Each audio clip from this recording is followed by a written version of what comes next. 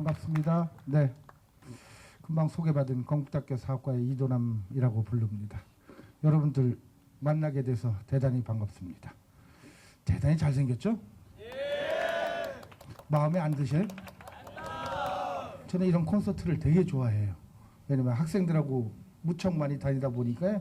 그래서 여러분들 같이 이렇게 젊은 사람들 만나면 제가 기가 삽니다. 네. 자, 오늘 저희가 하려고 하는 인문학 콘서트의 주 내용은 회암사와 관련된 얘기를 하려고 합니다.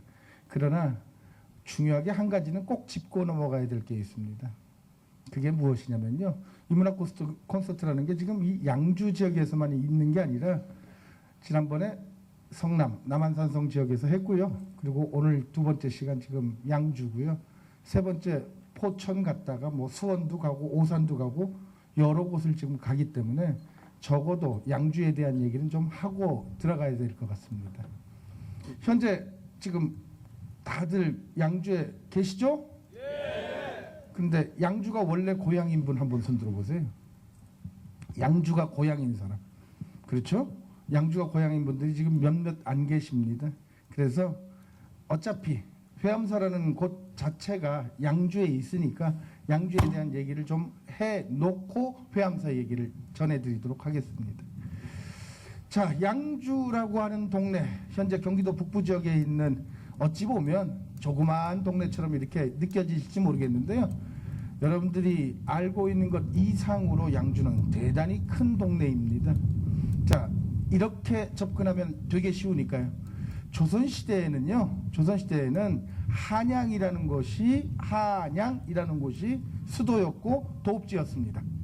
그러나 그 전 조선시대 전 존재했던 나라는 고려라는 나라죠. 고려라는 나라의 수도는 어디였습니까? 개성이었습니다. 개성이었던 곳이라는 것, 개성. 지금은 뭐 개성이라고 부르지만 과거의 이름을 따지자면 개경이라고 불렀거든요. 근데 어쨌든 개성이라는 곳이 있었고요. 이 동네, 여러분들이 살고 있는 이 동네를 지금은 경기도라고 부르지만 과거에는 부르는 명칭이 경기도가 아닙니다. 이 지역을 부르는 명칭은 양광도예요. 지금 있는 이 경기도 전체를 다 뭐라고 불렀냐면 양광도라고 불렀다고요. 자, 양광도라는 명칭은 어디서 온 거냐? 혹시 알고 계실 겁니다. 우리나라 지명에서 등장하는 도 이름 나오면 그 도 이름에 등장하는 이름자 두 글자가 큰 도시 두 개에서 따왔다라는 것. 조선시대 예를 들어드릴게요. 조선시대 예를 들면 지금도 마찬가지지만 지금 고향들이 여러 곳일 테니까 혹시 전라도에서 오신 분들, 전라도 오케이 됐습니다. 전라도, 전라남도, 전라북도 있죠?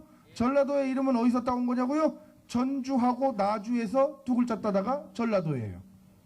됐습니까? 경상도에서 오신 분들, 꽤 되네요. 자, 경상도에서 왔어요. 경상도 그러면 어디에서 따왔느냐고요? 경주하고 상주입니다. 충청도에서 온 친구들요. 충청도, 거기도 계시네요. 자, 충청도라는 이름은 어디서 따왔냐고요? 충주와 청주입니다. 충주와 청주. 말 되죠, 지금요? 예, 이해가 되셨어요, 잠깐? 예, 양광도라는 이름은 어디서 따왔을까요? 양주와 광주입니다. 이해하셨어요, 이제?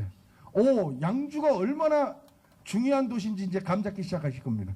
양광도의 이름자는 한강을 기본으로 해서 한강 북쪽은 양주 땅이고요. 한강 남쪽은 광주. 여기서 광주 그러면 잘못 생각하면 큰일 납니다. 광주 광역시를 얘기하는 거 아니에요? 경기도 광주 땅 얘기한다는 것 정도를 기억하시면 양광도에서 양주가 얼마나 중요한 의미를 담고 있는지 이해하시고 접근할 수 있고요. 그리고 조선시대가 되었다고 해서 결코 그 틀이 바뀌지 않습니다. 양주 대단히 중요합니다. 그래서 한수 이북에 있는 가장 중요하고 큰 도시 그러면 무조건 양주 이렇게 불렀단 말이에요. 현재 여러분들이 있는 이 장소가 양주라는 장소의 가장 핵심적인 지역, 가장 중요한 지역 이렇게 생각하시면 되는데요.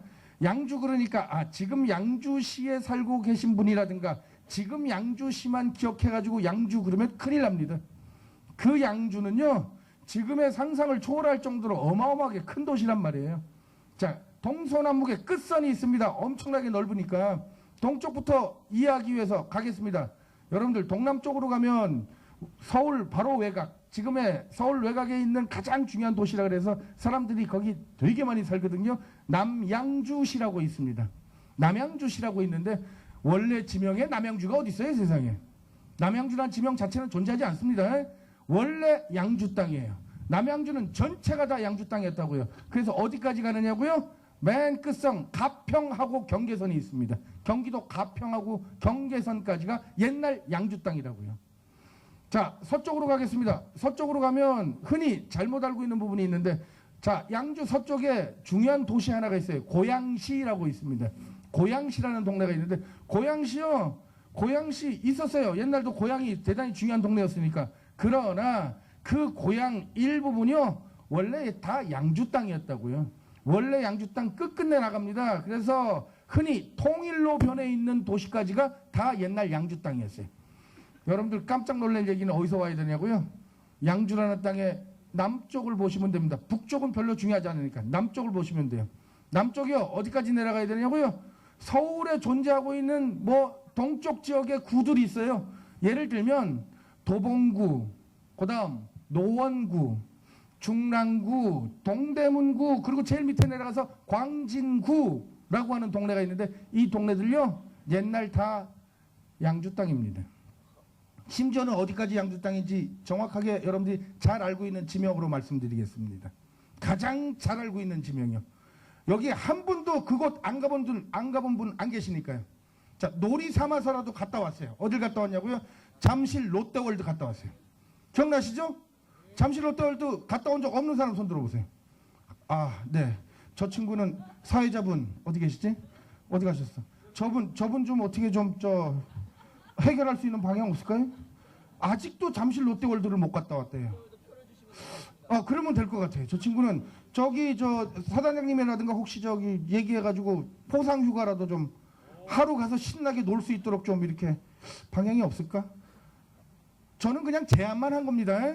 제가 해드릴 수 있는 능력은 없기 때문에 그거 가지고 제가 왈가왈부는 못하니까. 자, 잠실 롯데월드 기억하시기 바랍니다. 잠실 롯데월드가 있는 잠실이라고 하는 것은요, 조선시대? 아니요, 1950년대까지 거기 뭐였냐고요? 섬이었어요. 섬. 잠실이라고 하는 섬이었다고요. 그 섬까지가 다 뭐였었냐면 조선시대 양주 땅이에요. 어마어마하게 넓은 걸 이제 감 잡을 수 있겠죠? 그 넓은 땅덩어리 전체가 바로 양주 땅이었는데, 그 양주 지역에서 세간살이 다 내줬습니다. 세간살이를 다 내주고, 지금 현재 여러분들이 알고 있는 지명들 보면 양주시 남쪽으로 의정부시가 있고요, 양주시 동남쪽으로 구리시하고 남양주시 있고요, 양주시 북쪽으로 동두천시 있고, 이런 동네들은 다 옛날 양주 땅이었는데 지금 세간살이 내줘서 현재 각각의 도시들이 되었단 말이에요. 근데 되게 웃기는 거 있죠? 원래 다들 그런데요, 인간 사라는 게 참 희한하게도 본 집은 세간살이 다 내주면서 자기 가지고 있는 뼈와 살 다 줍니다. 다 주기 때문에 본인은 잘 못 살아요. 양주가 지금 그런 형태란 말이에요. 다 세간살이 내주니까. 그랬든 저랬든 어쨌든 자부심은 가지고 있습니다. 그 자부심이 뭐냐고요? 양주의 본 고장은 바로 여러분들이 앉아있는 이 자리다. 이 생각을 먼저 해놓으시고, 그 양주 땅에서 가장 중요한 사찰, 현재 여러분들이 와 있는 곳은 회암사라고 불리는 사찰인데요. 자, 회암사라는 사찰 이름부터 좀 여러분들 정리해 보시자고요.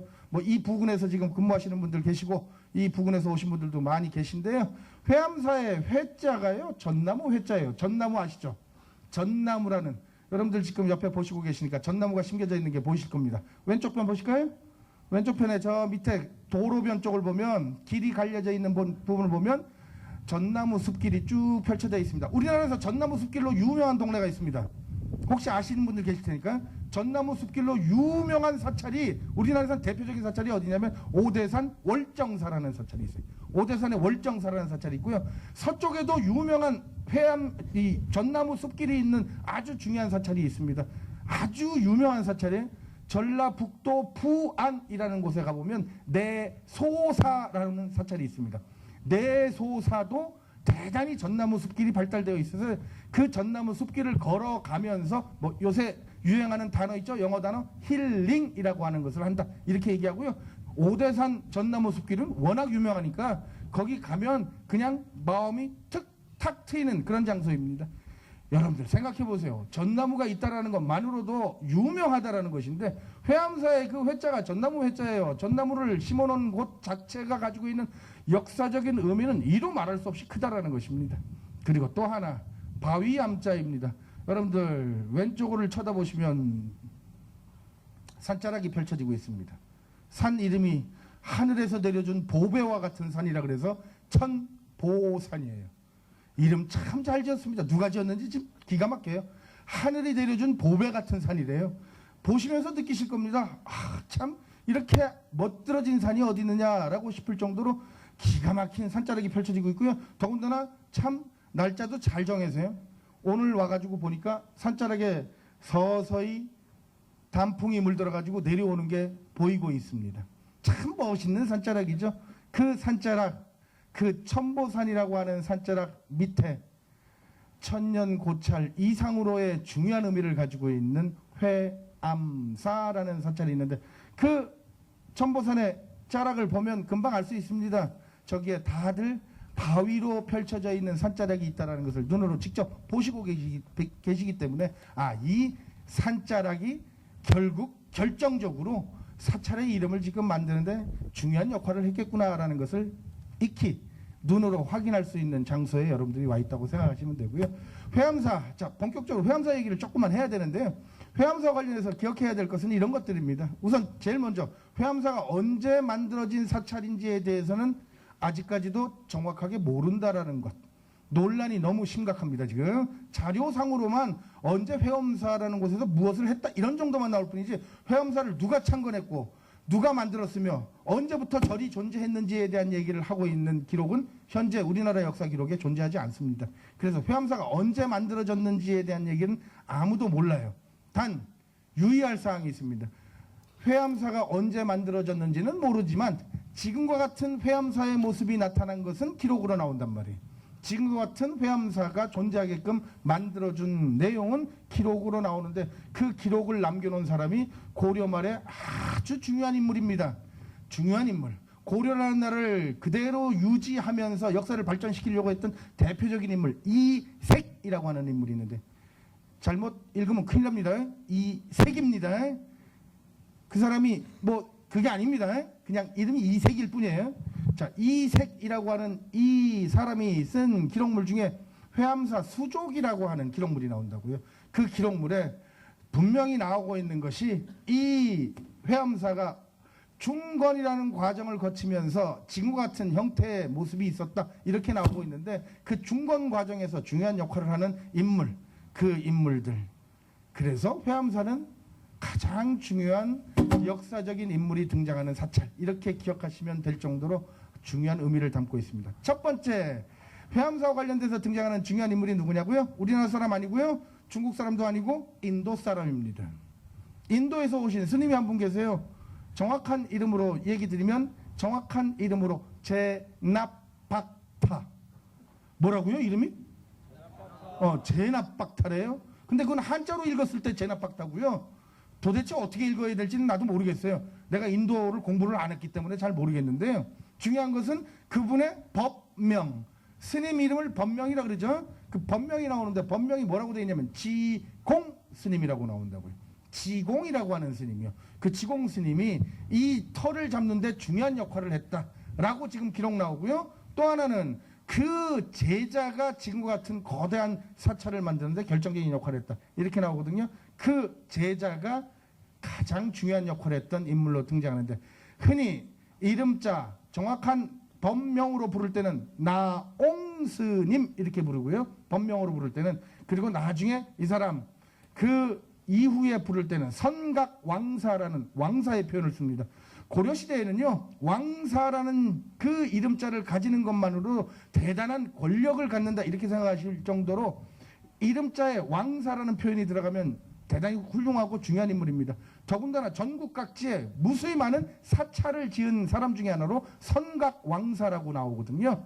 자, 그 선각왕사가 지은 사찰로 기록을 해놓고 있는 게 바로 회암사 수족이라고 하는 책자인데 어찌됐건 중요한 거는 그 나옹이라는 스님이 털을 잡는데 중요한 역할을 했다고 하고, 그리고 선각왕사라는 분이 중창의 과정을 거치면서 거대한 사찰을 만들어 냈다라고 얘기하면서 또 한 분의 스님이 나옵니다. 대단히 중요한 스님이에요. 이 스님은요, 여러분들이 잘 알고 있는 스님입니다.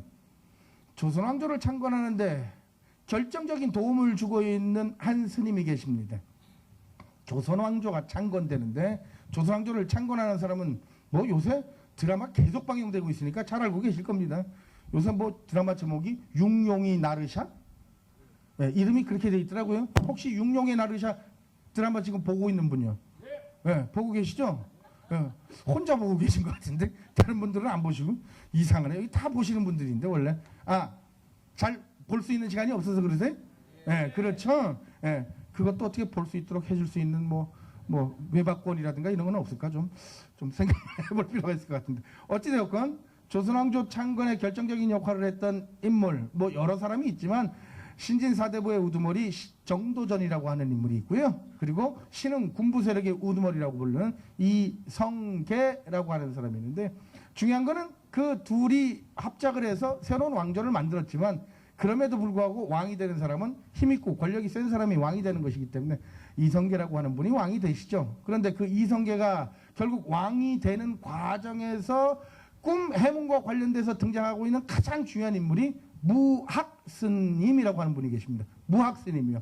바로 무학대사라고도 부르는데요. 그 무학스님이 바로 이 절과 깊은 관련을 가지고 있어서 회암사의 세 명의 유명한 중요한 스님, 그러면 지금 금방 얘기했던 지공스님, 그리고 나옹스님, 그리고 마지막으로 무학스님, 요 세 분을 얘기하고 있습니다. 그 세 분과 깊은 관련성을 가지고 있는 사찰. 근데 참 세월이 지나서 여러분들이 현장에서 지금 보시고 계시지만 불행하게도 절의 흔적은 아무것도 보이지 않죠. 지금 불행하게도 절은 사찰의 규모라든가 혹은 옛 영화를 확인할 수 있는 절의 전각들, 즉 건축물들은 하나도 보이지 않고 모두 안 보인 상태에 그냥 기단과 터만 있다고요. 그래서 여기 명칭을 회암사라고 부르지 않고 회암사가 있었던 절의 터라고 불러서 회암사지라고 이렇게 얘기를 하고 있는 거죠. 여러분들이 지금 정확하게 우리가 명칭 부를 때 회암사라는 이름을 붙이지 못하는 이유가 거기에 있습니다. 옛날 정각이라든가 옛날 집 자체가 그대로 존재하고 있었다면 아마 이 절은 회암사지라고 부르지는 않겠죠.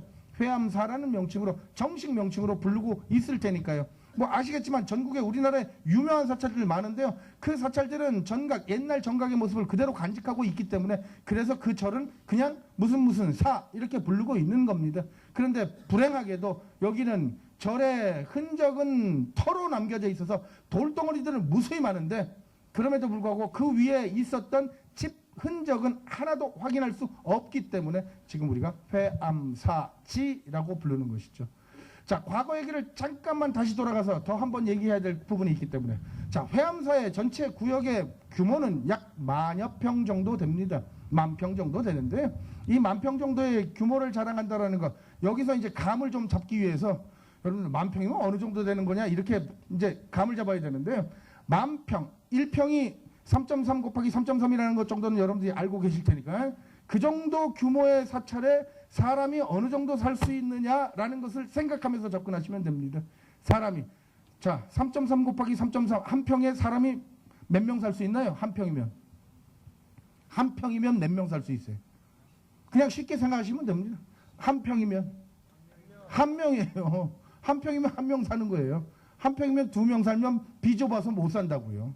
비좁아서 못 살아요. 그러니까 한 평에 한 명 정도 산다고 생각하시면 돼요. 그렇게 생각하시고 접근하면 되는데, 물론 차 떼고 포 떼야 됩니다. 예를 들면 다 집이 아니잖아요. 전체가 다 집이 아니니까 그 중에 전각이 있는 거 이런 거를 다 확인해 보면 어느 정도의 규모의 사람들이 이 안에서 살고 있었는지 이제 대충 감을 잡을 수 있는데, 뭐 평수로 몇 평이니 무슨 규모가 몇 평방미터니 이런 거 얘기해봤자 여러분들 머릿속에 잘 안 들어옵니다. 잘 아시지만 우리나라 대부분의 사람들이 거의 99.9%가 수포자죠. 알고 계시죠? 네. 수포자일 수밖에 없어요. 너무 어렵게 가르치기 때문에. 그렇긴 한데 그랬든 저랬든 기본적인 조건만 따지자고요. 자, 한 평에 한 명 산다고 생각하시고 자, 가면 되는데요. 지금 우리가 추정해 보고 있는 바로는 이렇다라는 것이에요. 예전 사람들이 전설 따라 삼천리 얘기하는 것도 그렇고 대충 잡아서 스님만 약 3,000명 정도가 있었다라고 할 정도로 어마어마하게 큰 사찰이 했다는 얘기예요. 3,000명 정도의 스님이 있었다? 기억하시기 바랍니다. 3,000명이라는 숫자가요, 지금 얘기하면 많은 숫자 같이 안 보입니다. 여러분들 3,000명 그러면 별로 많이 있다 이렇게 느낌이 안 오시죠? 3,000명 가지고 별로 뭐 몇 명 안 되는데 이렇게 느끼실 겁니다. 그런데 여러분들 지금 인플레이션 때문에 사람들이 숫자에 대한 단위가 갑자기 왕창 높아져 있다는 거 알고 계시죠? 여러분들 혹시 들어보셨는지 모르겠지만 뭐 어차피 인문학 콘서트니까 이렇게 생각해 보시자고요. 인간이 살아가는 그 과정에서 꼭 가져야만 되는, 그리고 늙어서 나이가 들어가지고 노회한 시점이 되었을 때 내가 편안히 먹고 살 수 있는 돈이 얼마냐 이런 거 따지면서 최근에 나왔던 얘기가 얼마는 있어야 된다 이런 얘기 자주 했잖아요. 얼마 정도는 자기가 가지고 있어야 된다 그래가지고 얼마가 뭐였었냐면 10억이었다고요. 그래서 모두 다 10억 모으기, 몇 년 전만 해도 다들 그런 얘기했습니다. 10억 모으기 그랬다고요. 자, 억이라는 단위가요, 그렇게 사람들한테 익숙하게 들어와가지고 와, 그러면 대단히 많다 이렇게 느껴지는 게 아니라, 지금은 인플레이션 때문에 억이라 그러면 많다고 느껴지는 게 아니라 뭐 그거에게 뭐 요만큼 가지고 무슨 이렇게 얘기하게 만들어놨다고요. 현재 저희가 가지고 있는 인플레이션의 그 효과 때문에 가지고 있는 숫자 개념의 어눌한 부분 생각하지 마시고요. 옛날 얘기를 해보자고요. 기억을 쉽게 할 수 있는 부분으로 가겠습니다. 역사적 용어니까요. 우리는요, 임금 앞에서 신하들이 그 임금이 오래오래 사십시오 하면서 흔히 손을 올리면서 부를 수 있는 호칭이 정해져 있습니다. 제후의 나라이기 때문에 부르는 명칭이 정해져 있다고요. 얼마를 살았으면 좋겠다고 얘기하냐고요? 1000년만 살았으면 좋겠대요, 임금한테. 그래서 임금한테 하는 용어가 뭐냐고요? 천세 이렇게 합니다. 엄청나게 많이 산다는 얘기입니다. 1000이라는 숫자 자체가 엄청나게 많다는 얘기예요. 그리고 황제한테, 중국의 황제 앞에서 신하들이 부르는 용어가 만세입니다. 즉 오래오래 살아라는 게 만년 살아라는 얘기예요. 자, 만년, 그건 말할 나위 없이 많다는 얘기입니다. 여러분들 설날 아침에 어르신들한테 세배 올리면서 세뱃돈 받죠? 세뱃돈 받는데 얼마 받습니까? 여러분들 3,000원 받아요? 그 집안 좀 이상한 집안이세요. 요새 세뱃돈 얼마 받습니까?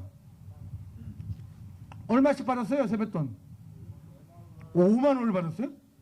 와, 대단하네. 요새는 5만 원까지 주네. 저는 아무리 줘도 10,000원 이상은 안 주는데 5만 원까지 줘요? 네.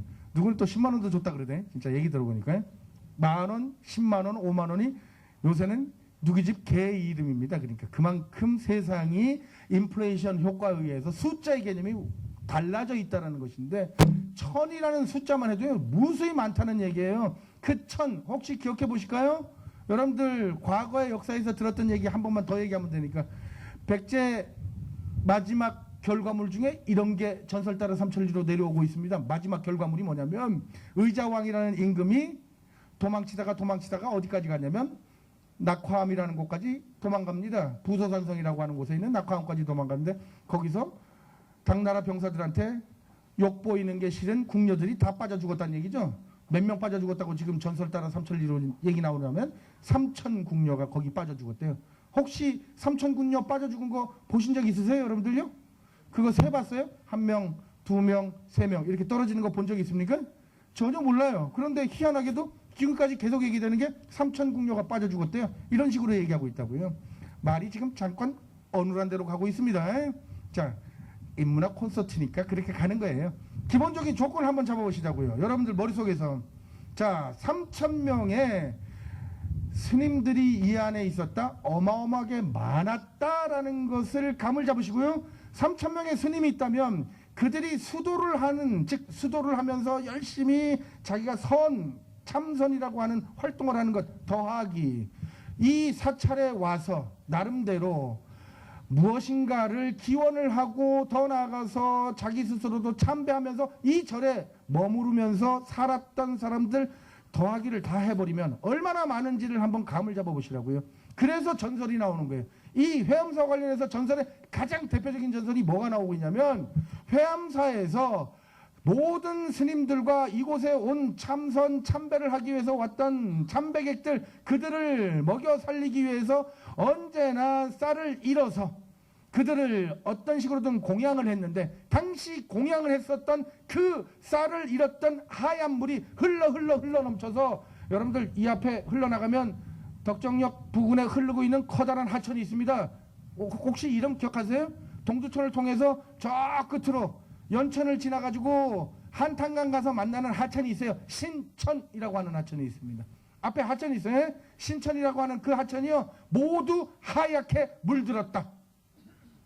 왜? 쌀뜨물이 흘러서 하얗게 물들 정도로 어마어마한 사람들이 이 공간 안에 살았다 정도가 지금 전설에 나오니까 생각해 보시라고요. 규모가 얼마나 큰지요. 여러분들, 여기 군부대에서 오신 군인 장병 여러분들이 많으시니까 내무반에서 여러 가지 일을 하고, 또 어쨌든 지금 돌아가시면 저녁 식사 하셔야죠. 네, 저녁 식사 하셔야 되는데 지금 취사병들이 열심히 뭔가를 하고 있다는 거는 감 잡고 계시죠? 네, 감 잡고 계실 거예요.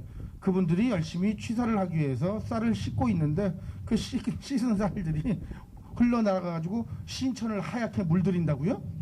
그럴 일은 없죠. 그럴 일은 없을 거예요. 당연히 없을 겁니다. 그런데 기가 막히게도 회암사와 관련해서 등장하고 있는 가장 중요한 전설의 얘기는 무엇이냐면, 무수히 많은 신도들이 오고 여기에 기거하고 있는 스님들이 많았기 때문에, 그래서 쌀뜨물이 흘러가지고 앞에 있는 하천이 하얗게 변할 정도였다라는 얘기를 하고 있는 것으로 봐서는, 그것이 전설 따라 흘러내려와서 지금까지 얘기가 되고 있는 것으로 봐서는 당시에 이 사찰의 규모가 얼마나 컸었는지를 감을 잡을 수 있다라는 것입니다. 그리고 그 규모와 관련해서 꼭 등장하는 한 가지 단어, 뭐라고 등장하고 있느냐? 이겁니다. 조선 왕조 들어와서 존재했던 사찰 중에 가장 규모가 큰 사찰.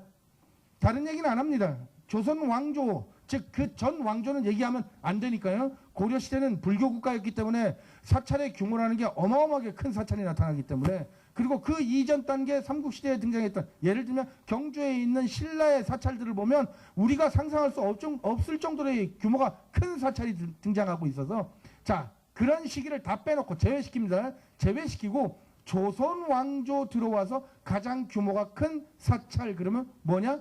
지금 바로 이 회암사지라고 불린, 지금은 회암사지죠. 과거에는 회암사라고 부르는 사찰이었다, 이렇게 얘기되고 있으니까. 자, 그런데 이 사찰이 도대체 왜 저렇게 되었을까예요. 왜 저렇게 되었을까? 흔적조차 없이 모든 사찰의 전각들과 건축물들이 하나도 남겨지지 않고 고스란히 싹 없어진 그 모습으로 지금 현재 이렇게 있을까? 이게 왜 그럴까에 대한 논쟁은 지금까지도 끊임없이 지속되고 있습니다. 물론 지금 현재 얘기되고 있는 것 한 가지 주제만 얘기하자면 이렇죠. 이 절에서 마지막으로 커다란 행사를 주관하려고 했던 분이 계세요. 여러분들 기억하고 계시는 분이십니다. 원래 누구냐면, 제가 탤런트 이름으로 얘기하면 조금은 기억하기 쉬우실 테니까, 우리 젊은 친구들은 기억하기 어려울 수도 있습니다. 과거 방영됐던 드라마 중에 여인천하라고 있었습니다. 여인천하. 자, 여인천하라고 하는 것은 언제부터 그리고 있냐면, 연산군 중종 반정이요, 이걸 그리면서 중종의 그 처들, 그와 관련된 암투, 이런 것들을 그렸었던 가장 대표적인 드라마. 그리고 맨 나중에 뭐 윤원형이라고 불리는 소윤의 우두머리까지 죽는 과정을 그리고 있었던 가장 대표적인 드라마인데요. 거기 등장했던 그 주인공 중에요, 중종의 세 번째 부인이 있습니다. 중종의 세 번째 부인입니다. 세 번째 부인의 이름이 문정왕후라고 부르는데요. 문정왕후, 윤씨예요. 윤씨 성을 가지고 있는 문정왕후. 바로 그 분, 당시에 드라마에서는 문정왕후를 누가 했었냐면 전인화라고 하는 탤런트가 있습니다. 전인화. 혹시 아십니까? 아시는 분 계실까요? 전인화라고 하는 그 탤런트가 있었던 문정왕후라고 하는 그 대로 돌아가세요. 그때 문정왕후가 여기서 뭘 열려고 했다고 기록되어 있냐면, 무차대회라고 불리는 커다란 행사를 열려고 했다고요. 무차대회. 이해하기 조금 어려우니까 무차대회는 뭐냐고요? 불교 행사 중에서 여기에서 서커스도 하고 뭐 흔히 얘기하는 모든 사람들이 다 와가지고 전체적으로 기원도 드리고 무엇인가를 소원도 빌면서 할 수 있는 커다란 행사. 예를 들면 이런 거죠.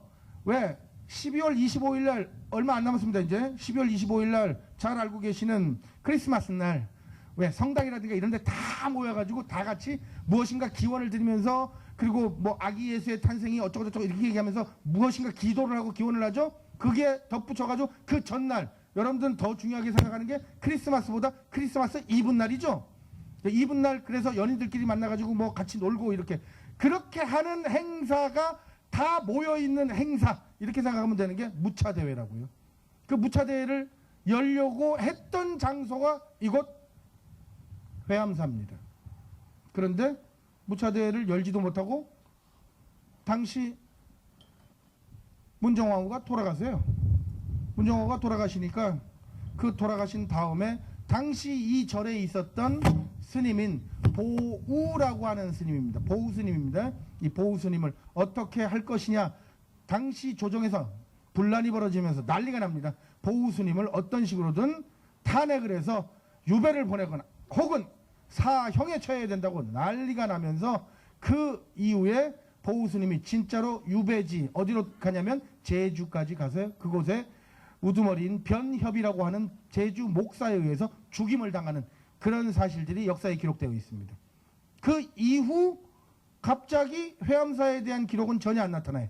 안 나타나다가 나중에 되어서야 역사 기록들이 등장하고 있는 것으로 봐서 그런데 그 당시 나중에 등장하는 역사 기록에는 회암사는 터만 있다 이렇게 기록되어 있기 때문에 그래서 조선 후기 시점에는요 여기에 하나도 남겨지지 않은 전각은 아무것도 없는 상태에서 그대로 존재 값어치 없듯이 흙 속에 파묻히기 시작해서 계속 흔히 이 지역에 살고 있는 어르신들 얘기를 들어보면 예전에 그냥 놀이터 삼아서 놀던 곳, 또 소풍 오던 곳 이런 곳으로 그냥 땅속에 묻혀 있었다가 1997년입니다. 1997년도 드디어 여길 발굴을 하기 시작해가지고 전체적인 윤곽과 흔적을 우리가 파악하기 시작했죠. 그래서 절 안에 있는 전각의 규모도 다 확인할 수 있을 만큼의 주춧돌들이 나왔고요. 그리고 그 안에 사람들이 무엇을 어떻게 생활했는지까지 알 수 있는 유적 유물들이 등장해가지고요. 그래서 지금 여러분들이 앞에 보시고 계시는 회암사지 박물관이라는 곳, 이 공간 안에 당시 발굴을 통해서 나온 유물들을 지금 전시하고 있는 곳, 그 앞에 여러분들이 와 있는데요. 뭐 제가 다른 얘기 다 끄집어내가지고 뭐 깊숙하게 학술적으로 얘기 드리는 것은 오히려 이 인문학 콘서트하고는 의미 부여가 정확하게 맞지 않기 때문에요. 그냥 차분하게 얘기 드리자면 이런 거였단 말이에요. 무엇인가를 얻기 위해서 우리 나름대로 최선을 노력을 다해서 발굴을 해가지고 확인하는 과정을 거치는 것은 누가 하는 일이냐면 학술적으로 연구하는 사람들이 하는 것이고요.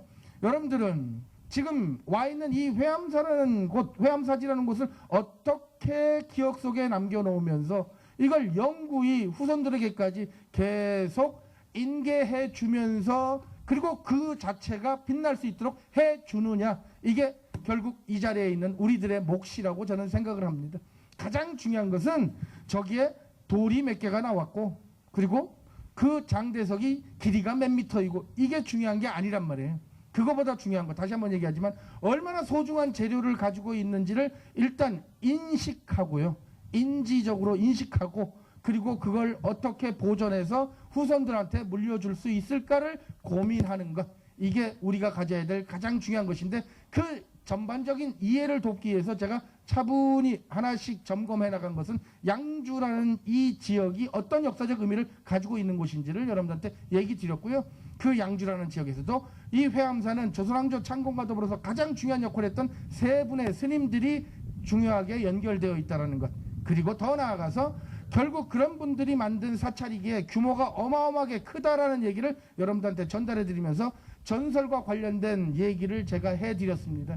즉 쌀을 잃어서 그 이른 쌀물이 하얗게 쌀뜨물로 나가서 신천을 하얗게 물들일 정도로 규모가 엄청나게 큰 사찰이었다는 것 정도를 여러분들 이해하시면서 좀 보아주십사 하고 제가 말씀드린 거고요. 뭐 회암사지 자체에 존재하고 있는 가장 중요한 유물들 몇 가지를 이렇게 끄집어내라고 한다면 저는 감히 이렇게 얘기를 드리겠습니다. 제일 중요한 유물은 뭐라 그래도 결국 전시공간에서 여러분들이 보셔야 될 가장 중요한 유물이니까요. 꼭 보시라고 제가 말씀드리고 그것만은 이해하라고 얘기 드리는 게 무엇이냐면 청동으로 만든 금탁이라고 하는 것이 있습니다. 청동금탁입니다. 자, 사찰에 가보신 분들은 아시겠지만 뭐 이 추녀 끝에다가 바람 불면은 땡땡땡땡 하면서 이렇게 올리고 있는 풍경이라는 게 있습니다. 풍경 아실 겁니다. 자, 그런 풍경 바로 예전 명칭, 정확한 명칭으로 하면 금탁이라고 이렇게 불렀으니까 그래서 청동 금탁을 하나 보시면서 금탁의 크기 자체가 규모에서 일단 달라요. 일반적인 풍경의 모습하고는 완전히 다르니까요. 크기와 규모가 다를 뿐더러 더하기 그 안에 글자가 새겨져 있다고요.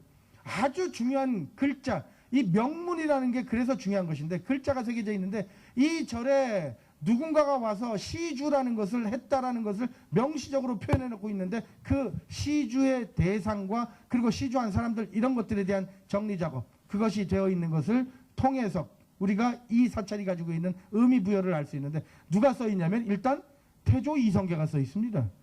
그리고 더하기 누가 써 있냐면 신정왕후라는 부인이 써 있고요. 그리고 또 한 사람이 나옵니다. 세자로 책봉돼 있었던 원래 세자로 책봉된 사람이 이름이 참 희한하죠. 이방석입니다. 방석이라고 불리우는 이 친구의 이름까지 정확하게 등장함으로써 왕실에서 얼마나 비호를 하는 커다란 사찰이었는지를 확인하게끔 해주는 중요한 유물. 더군다나 회암사라는 명문을 명확하게 그 금탁에다가 써놨기 때문에 진짜 이 절이 회암사구나 완벽하게 알 수 있게끔 해줬던 유물. 이런 것들 여러분들이 기억해 주셨으면 하고요. 그리고 전 굳이 말씀드리자면 이 사찰이 가지고 있는 여러 유물들 대단히 중요하기도 하지만 그거 이외에 회암사지 자체보다는 회암사에서 산자락으로 기억이 올라가면 저기 지금 여러분들 보시지만 기억이 올라가는데 제가 올라가면 꼭 등장하는 게 저 중턱 무렵에 지금 현재 회암사라는 사찰이 만들어져 있는데 옛날 암자터입니다. 그런데 그 암자 그 부근에 있는 사람이 죽으면 무덤을 만들듯이 스님들이 돌아가시면 그분들의 시체를 화장을 한 다음에 다비식이라 그러는데 화장을 한 다음에 꼭 추출되는 사리를 안치한 사리탑이 존재한단 말이에요. 그 사리탑 자체만으로도 이 사찰은 중요하고 아주 엄청난 역사적 의미를 가지고 있다는 것을 기억해 주십사 하고 말씀드리는데 세 분의 스님 기억나시죠? 다시 한번요. 지공스님, 나옹스님, 무학스님입니다. 이 세 분의 사리탑이 바로 저 꼭대기에 있습니다. 그래서 그 꼭대기에 사리탑 3개를 보는 것만으로도 여러분들 당대의 건축학적인 기술력과 그리고 그 조선 왕조 창건된 이후의 초창기의 사람들의 생각이 어떤 것이었는지를 여러분들이 미루어 짐작하는데 중요한 교과서적인 재료가 될 수 있다는 걸 기억하시면서 회암사에 대한 나름대로의 여러 생각들을 좀 해보십사 하고 제가 말씀을 드리도록 하겠습니다. 뭐 시간이 몇 분 안 남았기 때문에요. 요 짧은 시간 내에 뭐 회암사를 전체적으로 얘기한다는 것이 불가능하기 때문에 뭐 제가 이런 얘기 저런 얘기를 다 붙여서 못한다는 점 좀 양해해 주시고요. 뭐 어찌되었건 현재 여러분들이 와 있는 이 회암사라는 사찰에서 꼭 기억해야 되는 것은 전 요것만은 명시적으로 얘기 드리겠습니다. 일단 제가 꼭 이 사찰을 올 때마다 이렇게 되었으면 좋겠다라고 하는 부분이 있기 때문에 그렇습니다. 이 사찰 올 때마다 회암사의 이름자에 걸맞게끔 이 사찰은 지금 서 있는 회암사지 박물관부터 시작해서 회암사지로 들어가는 저 입구까지 전체가 그야말로 모두 전나무 숲으로 가득 찼으면 하는 바람을 가지고 있습니다. 솔직히 얘기하자면 제가 꼭 얘기 드리고 싶은 부분이 여기에 있었기 때문에 아까 회암사 설명하면서 전나무 회자 얘기를 드린 겁니다. 군인 장병 여러분 그리고 일반인 여러분들 이 사찰에 오신 기념으로 나중에라도 혹시 이 사찰 앞에 전나무를 심을 수 있는 분들이 되셨으면 하는 바람을 전 가져봅니다. 모두 다 한 그릇씩이 무척 뭐 가격이 비싸기 때문에 똑같이 그걸 한 사람씩 할 수는 없겠지만 십시일반이라고 모아서 이 앞에다가 전나무 숲길을 만들면 얼마나 좋을까. 제가 아까 얘기 드렸던 강원도의 오대산 월정사 숲길 또는 전라북도 부안의 내소사 숲길에 버금갈 정도로의 아름다운 전나무 숲길이 펼쳐지는 공간이었으면 하는 바람을 항상 가지고 있어서요. 여러분들 뭐 이 자리를 빌어서 그런 제 바람, 뭐 이건 제 바람뿐만 아니라 여러분들이 생각해낼 수 있는 바람이기 때문에 그 바람들이 꼭 이루어졌으면 하는 생각을 가지면서요. 전나무 숲 어떻게 조성할 수 있을까에 대한 것들을 좀 고민하셨으면 하는 바람을 일단 가져보고요. 두 번째, 전나무 숲과 더불어서 우리가 기본적으로 가져야 될 구도 중에 하나는 무엇이냐고요? 뒤에 천보산 보이시죠? 여러분들 눈에 보이시니까요. 지금 왼쪽으로 천보산이 쫙 펼쳐지고 있는데 산자락 참 기가 막히게도 멋들어진 풍광으로 자리 잡고 있는 것처럼 느껴지지만 제 눈에도 걸리고 항상 걸리는 게 있습니다. 너무 아플 것 같아요. 저 철탑이 너무 아프게 천보산을 지금 짓누르고 있는 듯한 그런 느낌이 듭니다. 누구는 저거를 전 이 회암사가 조선왕조 초창기에 너무 많은 그 혜택을 받았기 때문에 그 혜택의 결과물이 결국 저와 같은 아픔을 가져다 준 게 아니냐라고 얘기하고 있지만 그건 그냥 변명에 불과한 것 같고요. 실질적으로 따지자면 굳이 따지자면 우리 양주의 이 내용물 속에서 우리 스스로가 지금 너무 자연의 모습 그리고 역사적인 환경과 유적의 모습을 그냥 버려버리고 있는 것은 아닐까, 그냥 내버려두고 있는 것은 아닐까, 그에 대한 애정과 그와 관련되어 있는 나름대로의 좀 깊은 고민과 생각을 우리가 하고 있지 않은 것은 아닐까. 좀 더 조금만 생각했으면 저렇게 철탑이 가는 길을 다른 쪽으로 우회도로로 만들 수도 있었을 텐데 라는 그런 아쉬움은 언제나 저도 가지고 있고 누구나 가지고 있는 생각입니다. 저 아름다운 자연의 환경과 그 밑에 있는 역사적인 유적이 온전히 보존되면서 후세까지 미쳐질 수 있도록 유도한다면, 뭐 최근에 와서 저 세계적으로 붐이 일었어요. 여러분들 아시겠지만 요새 세계적인 붐이기보다는 이 한중일이죠. 한국과 중국, 일본이 난리가 났습니다. 어떻게든 자기들 유리한 쪽으로 무엇인가를 세계 유산으로 등재하려고 하는 소위 싸움박질을 하고 있다고요. 뭐 잘 알고 계시겠지만 뭐 며칠 전에 우리나라는 두 가지 세계 기록 유산을 올렸습니다. 하나가 유교 책판이라는 것을 올렸고요. 그리고 1983년도에 했던 KBS 생방송 이산가족을 찾습니다. 이게 지금 참 기가 막히죠. 그것도 세계 기록 유산으로 올라갔어요. 자, 그런데 그거와 더불어 같이 올라간 것 때문에 지금 중국하고 일본하고 대판 지금 난리가 났습니다. 그 올라간 게 무엇이냐면 잘 알고 있다시피 난징 대학살 문건이에요.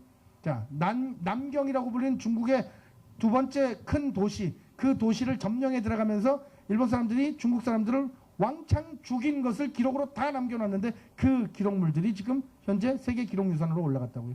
지금 현재 올라가지 않은 기록유산이 무엇이냐면 중국인들이 소장하고 있습니다. 잘 알고 있죠? 아직도 우리나라하고 일본 간의 관계 설정에서 크게 문제가 되고 있는 위안부.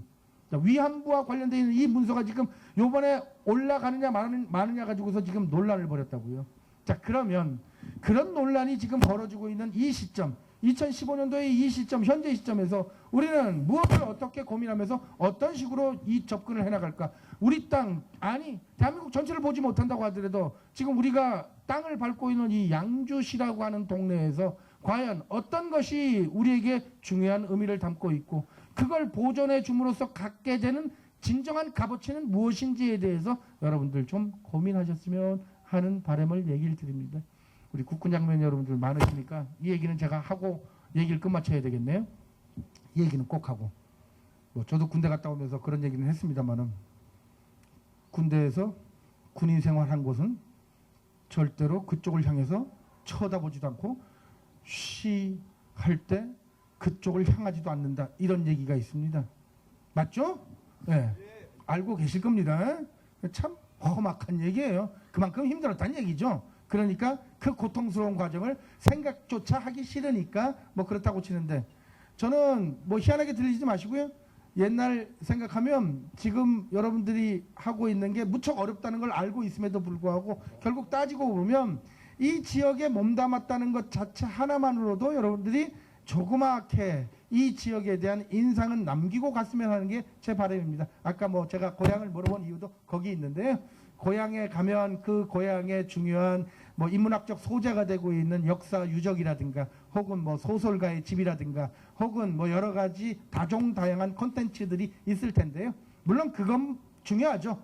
그럼에도 불구하고 제발 군인 장병 여러분들 여기가 제2의 고향이었다는 생각 가지시면서 양주의 회암사지 잊지 마시고 이 회암사가 가지고 있는 회암사지가 가지고 있는 중요한 역사적 의미 꼭 마음속 깊이 간직하시고요. 2015년도 10월 어느 날 햇살 내리쬐는 날 천보산을 쳐다보면서 단풍이 조금씩 물들고 내려오기 시작하는 그 공간에서 어떤 뚱뚱한 교수가 이런 얘기를 했다는 정도를 기억해 주셨으면 하는 게 제 바람입니다.